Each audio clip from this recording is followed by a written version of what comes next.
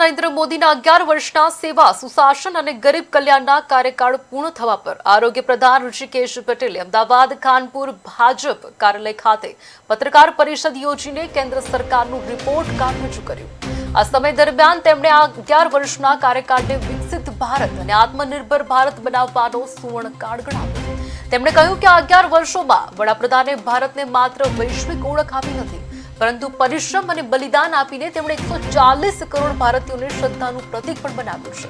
વડાપ્રધાન મોદીના આ 11 વર્ષના કાર્યકાળે નવા ભારતને વિકસિત આત્મનિર્ભર સુવર્ણકાળ તરીકે રજૂ કર્યું।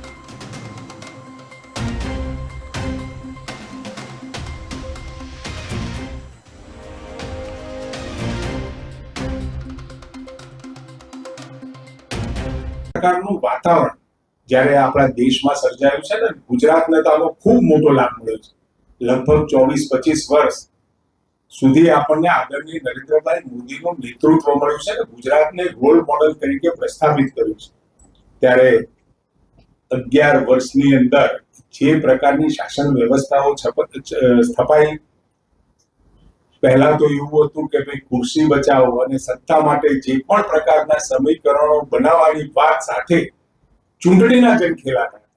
પહેલી વખતે ગુજરાતથી જે વિકાસની રાજનીતિ ચાલુ થઈ, આજે ભારતમાં પણ એ વિકાસ અને જે મેન્ડેટ, જે સંકલ્પ કર્યો હોય, એ સંકલ્પને લાગુ કર્યો કે નહીં એનો હિસાબ આપવો પડે, એ રીતની પરિસ્થિતિનું નિર્માણ થયું છે।